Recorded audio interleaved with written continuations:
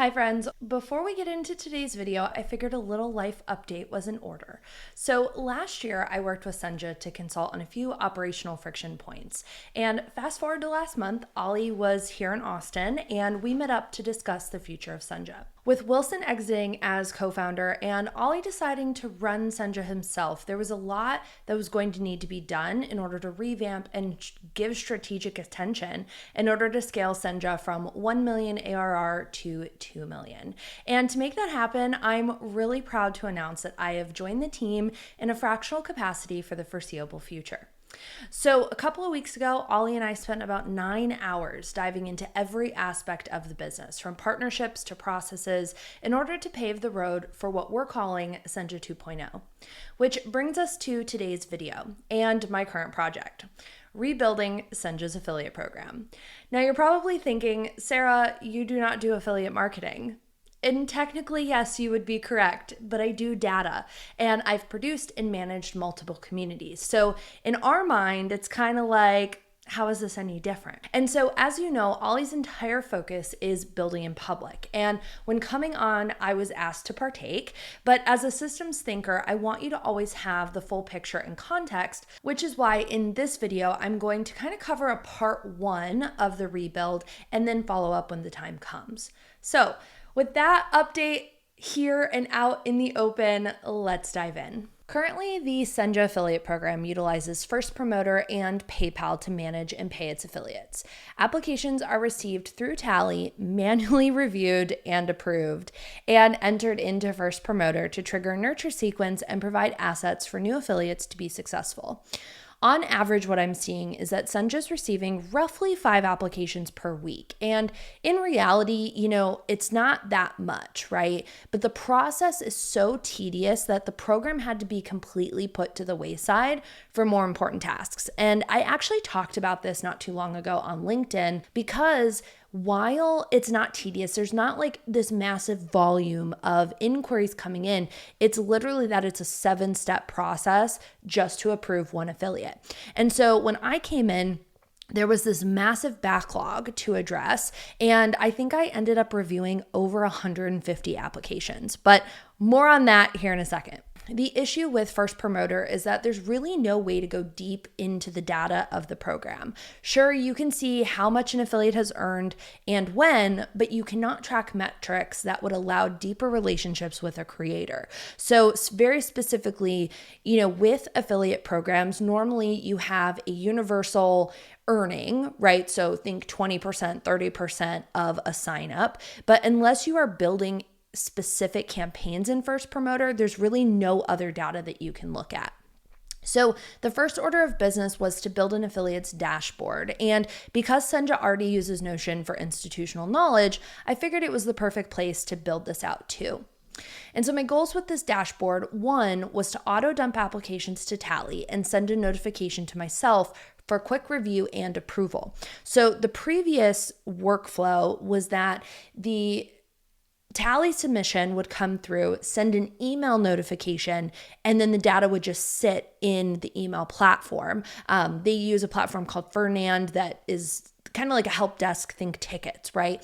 And so then you're literally having to manually input, manually review. It was just a nightmare. So that's the first goal. The second goal is to track affiliates in their first 30 days to 1 year. Very specifically, this is my goal because, and we'll talk about this here in a little bit too, there was such a drastic drop off from when people sign up to be an affiliate versus actually earning. And I want to create an engagement campaign to kind of hold their hand as they go through each of these kind of timeline phases to keep them engaged. Now, the third goal is to easily view top earning affiliates, large creators, and who we're doing sponsorships with. So yes, you can see this data in First Promoter, but it's kind of on a month-to-month basis. And then, you're doing sponsorships outside of First Promoter, right? So think, if I was doing a paid partnership with Senja, maybe they're doing an ad on my YouTube channel, right? There's literally no current location to track any of that. And so that is a major goal of this dashboard. And then lastly, and we've kind of already touched on this, but tracking inactive affiliates, meaning how much time has actually lapsed since sign up with no sales. And those numbers are insane. So once I built this dashboard out, it was time to obviously import and review historical data. So from Tally, there were multiple pending affiliate applications dating back to March 2025, and also not even submitted, but there were actually 20 partial submissions where 7 of them should have been submitted and approved. So I kind of took another step and reached out one-on-one, as long as I had contact information, and said, hey, like, you actually should have submitted this. Like, are you cool for me to just approve you? And I think I have like a 95% response rate on that. So we have new affiliates that maybe were not, officially affiliates before. So then in First Promoter, there were over 1,000 active affiliates. Okay. That means that they have an account inside First Promoter, whether they're using it or not.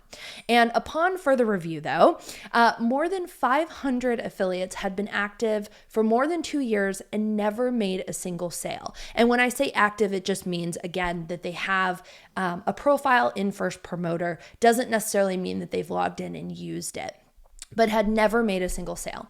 And then 400, so an additional 400 had been active for less than 2 years without a single sign up. And then the thing I think that absolutely wrecked my heart is that out of literally 1,100 affiliates, only 42 creators had ever earned affiliate revenue with Senja. And worse than that, only 1 creator has had more than 20 signups. So Ollie wants affiliates to be the lead generating channel for us, which means I have a lot to do. So knowing where the program actually stands today, there's a few key actions I've already taken to begin rebuilding and growing the affiliate channel. First is that I put together a pulse survey because there's got to be a reason that 1, our top earning affiliates love promoting us, and 2, this is their program, which means we should be building it to support their efforts. And so this survey is fairly straightforward, and it asks things like, what do you love about other affiliate programs and what's frustrating about Senja's program? I sent the survey to all of the 42 earning affiliates first to get insights back from them because they actually are promoting us and they are the best responses and insight that I can get. Now, before I do anything else, the next action phase is to cross-compare the remaining affiliates to see if they even have an active Senja account still. I have a really strong feeling that several of these affiliates don't actually use the platform anymore. And so if they don't, then I'm just going to go ahead and remove them from First Promoter. And then after, the remaining affiliates will receive a slightly tweaked version of this survey to help me better understand why they haven't had success promoting Senja, and or do they even have interest in doing so anymore. And so I will make sure to give you the tea on this in my next video. But of course, as we all know, surveys can be either incredibly impactful or really truly feel like a waste of time. And so one of our other internal projects to better understand what features users love and which ones could use a little more love through self-promotion or sponsored content. And so in the short term, there are 3 immediate actions that I am taking. The first is that I'm taking over and revamping Senja's office hours. These are bi-weekly calls to be better aligned to our mission on how to collect, manage, and share more easily. It'll give us the opportunity to also demo new features and highlight existing ones that maybe aren't as used as often from our users. I'm also launching a monthly affiliate-led webinar series starting with myself in July just to kind of set the tone because 1, I am a Senja affiliate regardless of my retainer currently. And this webinar is going to be strictly on how to easily incorporate Senja into your offboarding sequence. So this series will be hosted by a trusted affiliate and be an entry point into larger partnerships with us in the future. And I thought heavily about this next piece, which is a monthly affiliate newsletter. I don't think that affiliates necessarily need a fully developed community circle. It was something that Ollie and I went back and forth on because I actually am in several circle communities of affiliate programs, and it just feels like overkill. So a newsletter allows us to share product releases, push challenges for our affiliates to earn more revenue, and provide other insights. It's really a simple touch point that I think will engage and entice affiliates further. And I mean, really, if we're being honest here, I am building this program in part to be what I wish programs had, because at the end of the day, there will always be top creators, but there are so many incredible small to mid-sized creators who can make the same impact and deserve recognition for it. And so having all of this data will give me the insight to know, okay, let's reach out to this creator. Let's work with this creator instead of, always kind of leaning on historically the same people. And so aside from programming, our current largest headache is while I've built this really cool Notion dashboard and have automated new applications, the remainder of the process is ungodly and horrifically and painfully manual. First Promoter's API is a private app, which means everything has to be built with custom webhooks. And it's my goal to be able to push approved apps from Notion over to First Promoter in the near future, if we choose to stay with First Promoter, which is something that's still on the table and we are mulling over. But additionally, as we all know, PayPal sucks, okay? Getting it set up successfully within First Promoter, one, has never happened. We have never been able to get that to work, but it is the only thing that I am focused on fixing at the moment, because we're manually right now having to pay out affiliates one by one and are so horrifically behind in doing so. And that leads me to the final part of this video, that the entire goal of this project is to truly gain back the trust of our affiliates, no matter how much they've earned.